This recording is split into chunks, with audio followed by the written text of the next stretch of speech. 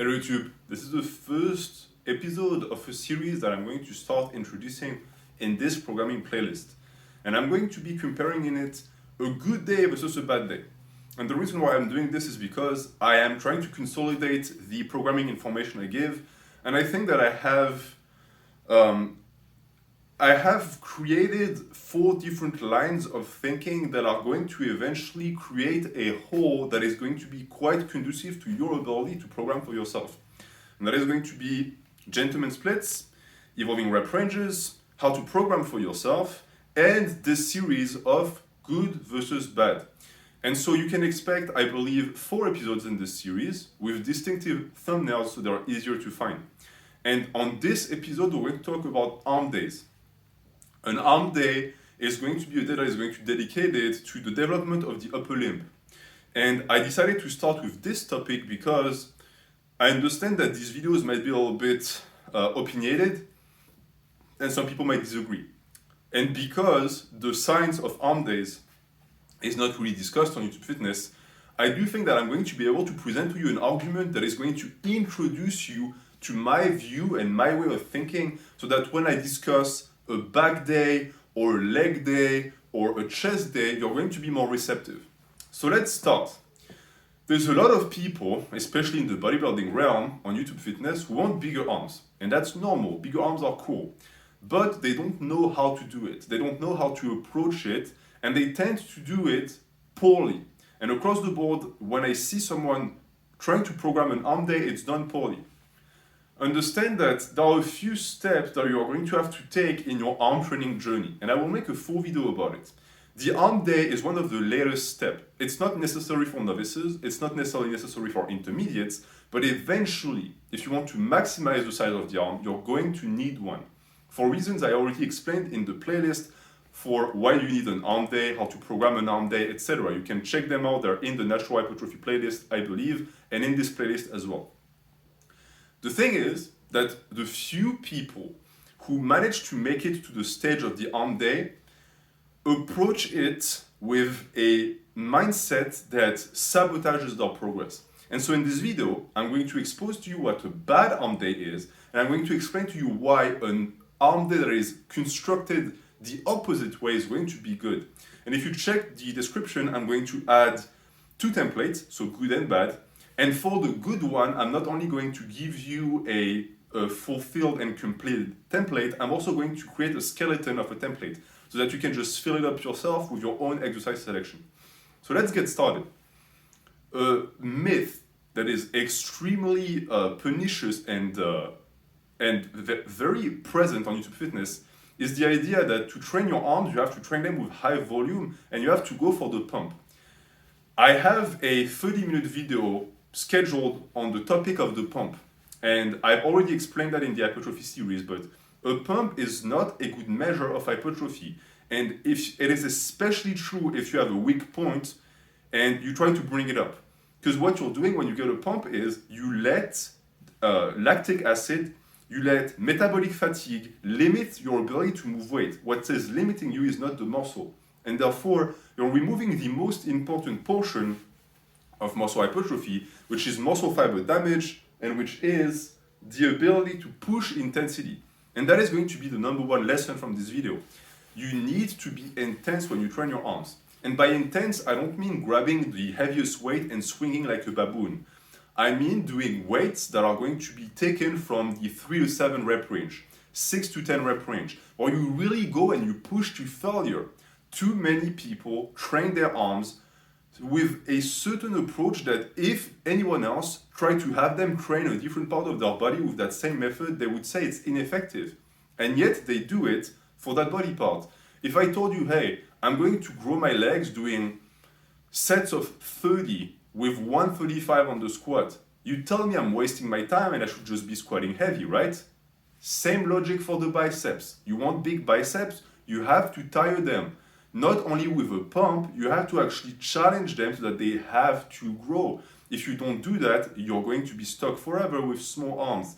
And so this leads directly to the bro split. Because a lot of people who are going to do an arm day, what they're really doing is they look at the bro split, They look at the bicep day or the tricep day of the bro split, and they take that. If it's bad within the parameters of a bro split, it's bad outside of it. You can't take an arm day from a bro split, put it into your push-pull leg, and it's magically going to be great. It's still garbage.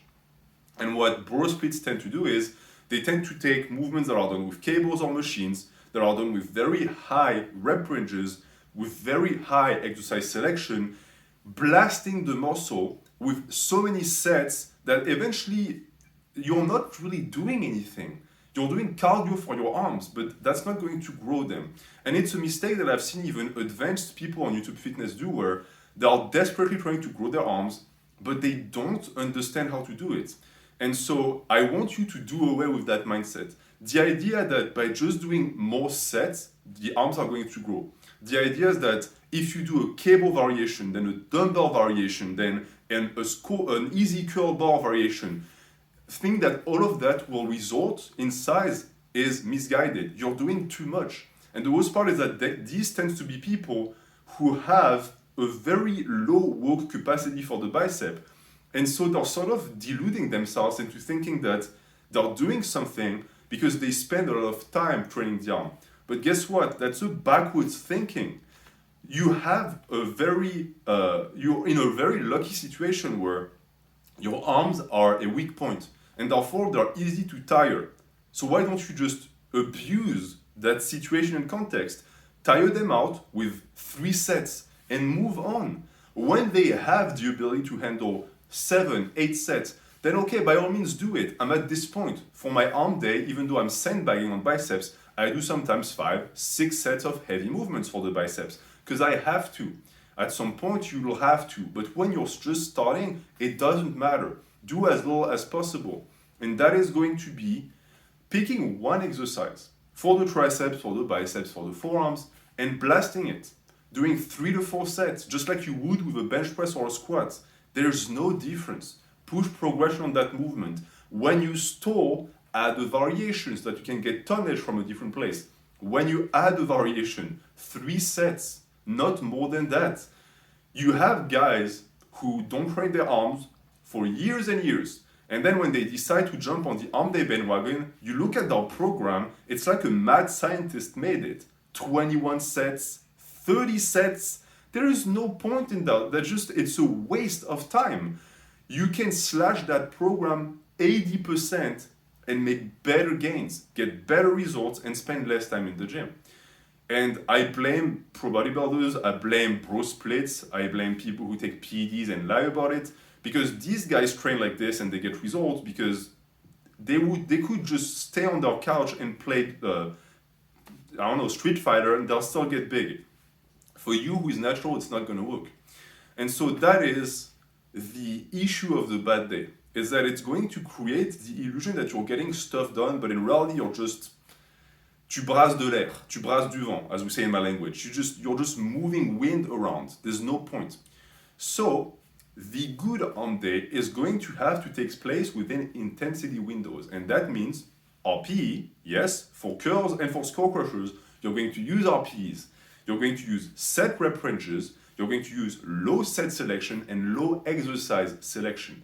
You're going to milk those exercises as much as you want before you have to do more reps, more sets, or more exercises. And you'll see that this, across the board, will result in massive gains because you're actually going to get stronger at movements with small muscle groups that don't progress as fast, but are going to result in good hypertrophy gains. And that's also the reason why I encourage you not to have a gazillion exercises because, one, the muscle is easy to tire, it's a small muscle, the bicep, the tricep, and 2, progression is always and already going to be confusing and frustrating on these body parts because it's slow. You'll go with micro plates, maybe 2 pounds here, 2 pounds there. It's a slow game because the muscles they're baby muscles compared to your legs or your back or your chest. They're small. You have to give it time. And you cannot just say, oh, progressive overload doesn't work for the bicep. No, it works. It's just much slower. But if you only focus on the pump and you just do 30 reps, of course it's not going to work because it's impossible to progress on things like this. Understand that the more exercise you have in the day, the more tonnage you do, the less of a progression aspect you have. because now you're trying to balance progression with all of these exercises. It's way tougher. You just need to focus on one. So that's the first thing, intensity, okay? Intensity with proper form, and that's the second point, proper form. An arm day for people who have never done one is not going to include cheat reps, and it's not going to include ranges of motion that are not conservative.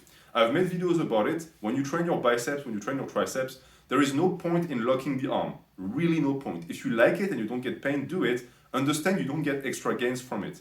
And don't think that adding this range of motion by locking the elbow is going to magically blow up the bicep.